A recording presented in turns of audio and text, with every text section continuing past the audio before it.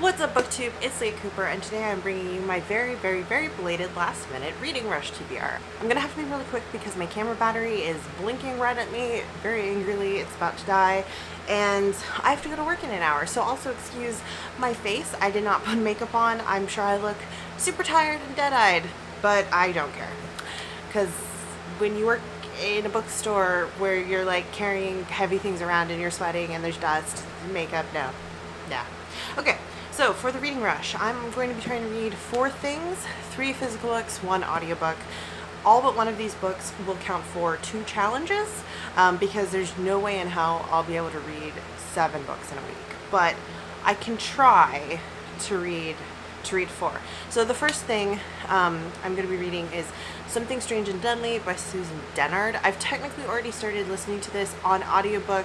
The cover, and this is going to be for the purple cover and also an author's first book. This is Susan Dennard's debut, which I actually didn't know when I got it, but it was available now at my library a couple of days ago, so I snatched it, and I've been sort of listening to it. I'm like an hour into it, and I'm going to listen to more of it today, technically before the challenge begins, but whatever. I'm just gonna fudge that rule.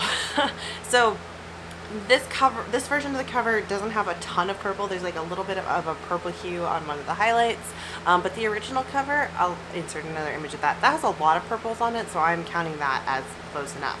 The next thing I'm going to read is for the Read It in One Sitting and 5 or more words in the title. And that's going to be Oranges Are Not the Only Fruit by Jeanette Winterson. Obviously, this has 6 words in the title. It's also one of the shorter books on my current physical TBR. It's 176 pages, so I figured this would be a good thing to read in one sitting. I'm probably going to go to Starbucks tomorrow and the day after and read this in 2 sittings while drinking coffee. Seems like a good plan, right? The next thing I'm going to read is, I have no idea what order I'm reading these in. I'm just talking challenges of books. So the next thing is a book I meant to read last year, as well as a book that has a movie adaptation that I could watch. And that's going to be Mansfield Park by Jane Austen. I could also read Sense and Sensibility, but I just watched the adaptation for Sense and Sensibility a couple of weeks ago, and I don't want to watch it again. So we're going to try Mansfield Park. Mansfield Park's very intimidating. It's like my copy in mass market paperback, which has excruciatingly small font, is almost 400 pages. So this is quite a long book, and this might be a little bit challenging to get to, but I've also been trying to read this for the last 2 years as part of my I'm going to reread Jane Austen, all of Jane Austen's books in 1 year challenge that I've been working on for a couple of years now. So I'm going to read this. This is also like my least favorite Austen, which also presents trouble, but like I guess maybe having a challenge to read it will help inspire me to get through it too. Okay. And then the one book I have that is not, it's only counting for 1 challenge, that's a non-human main character, is going to be a book I just hauled. Did I haul this? I can't remember.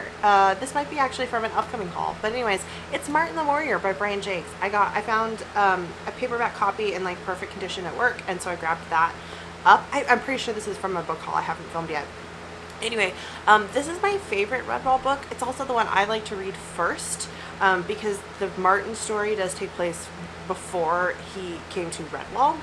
And I've been really wanting to do a reread of my Redwall books, but I wanted to start with this one, and I loaned it out to someone and they lost it.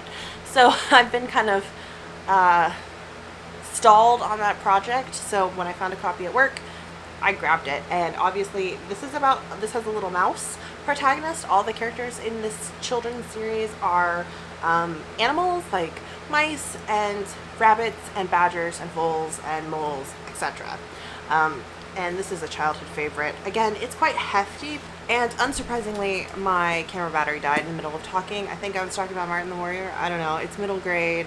It's a fun adventure. I'm hoping it'll be a little bit faster to read, even though it is like 350 pages, because I know for sure this will be a monster to read, and this will be fairly quick. So those 4 things plus Something Strange and Deadly, that's going to be my TBR for the reading rush. I know the unofficial challenge, badge, etc. is to read 7 books in 7 days, but there's no way I can do that. I don't read fast enough.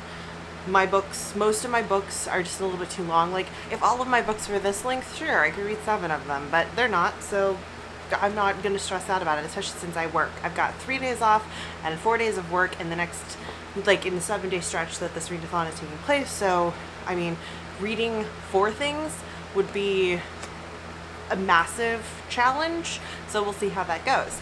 Let me know if you're participating in the reading rush. I've seen a ton of people putting up their TBRs already.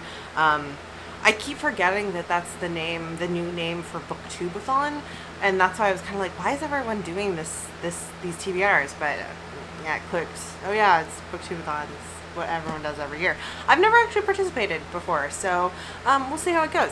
Anyways, my camera battery is going to die again because I only charged it for like 5 minutes to film this outro.